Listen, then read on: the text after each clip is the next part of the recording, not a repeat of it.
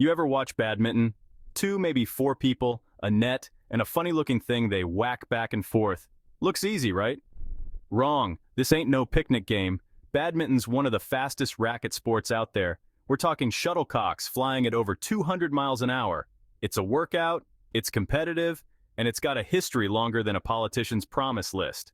So let's dive in and see how this backyard pastime became a global phenomenon.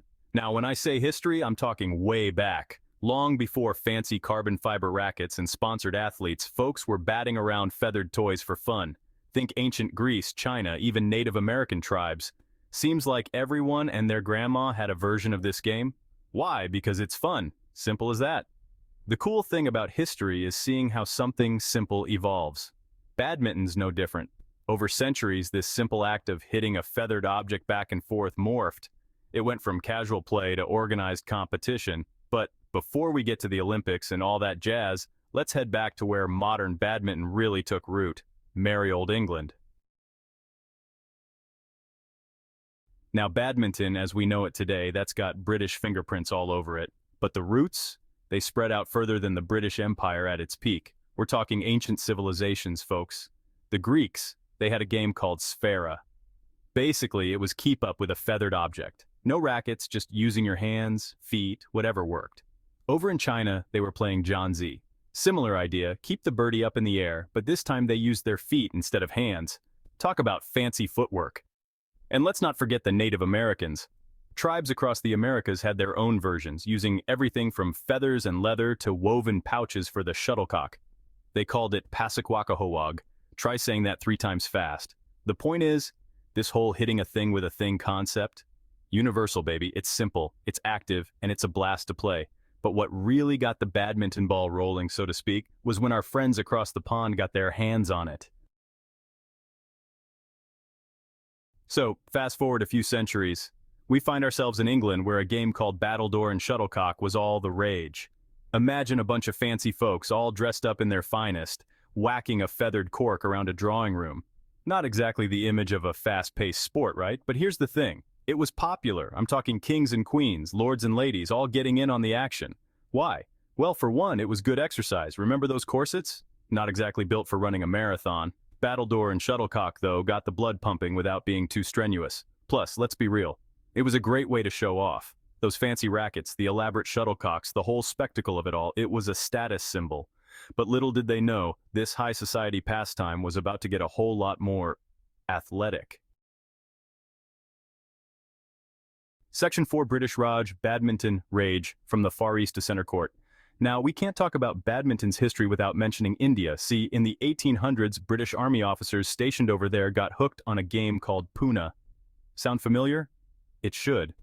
Puna was basically battledore and shuttlecock on steroids. Faster, more intense, played outdoors with a net. These officers, they loved it. So much so that when they returned to England, they brought the game back with them. They started playing it at their clubs, their fancy country estates, and it wasn't long before badminton mania swept the nation. It went from a leisurely pastime to a full-blown competitive sport. What started as a simple game from the Far East had captured the hearts and rackets of the British. They even gave it a snazzy new name, Badminton, after the Duke of Beaufort's estate, Badminton House, where the game was said to be first played in England. Section 5, Rules, Regulations, and the Road to Recognition. The Badminton Association and beyond. With any good game, you need rules. Can't have people running around like chickens with their heads cut off, right? That's where the Badminton Association of England comes in. Founded in 1893, they established the first official rules of the game.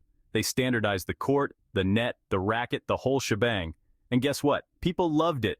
Clubs popped up all over the place. Tournaments were organized. The sport was booming. It wasn't just a British thing anymore either. Badminton spread across Europe, to Asia, to the Americas. It was becoming a global phenomenon.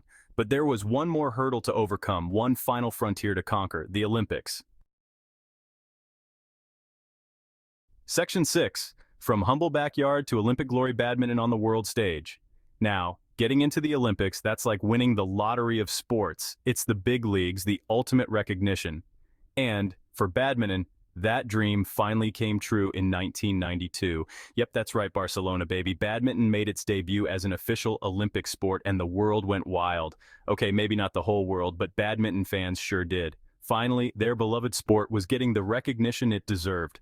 And it wasn't just a one-hit wonder either. Badminton's been a mainstay at every Summer Olympics since then, with athletes from all corners of the globe battling it out for gold. So there you have it. From ancient civilizations to the modern Olympics, badminton's journey is a testament to the enduring power of simple fun. It's a sport that's evolved over centuries, crossed continents, and captured the hearts of millions. So, next time you see a game, don't be fooled by that little birdie. There's a whole lot of history, skill, and passion behind every swing.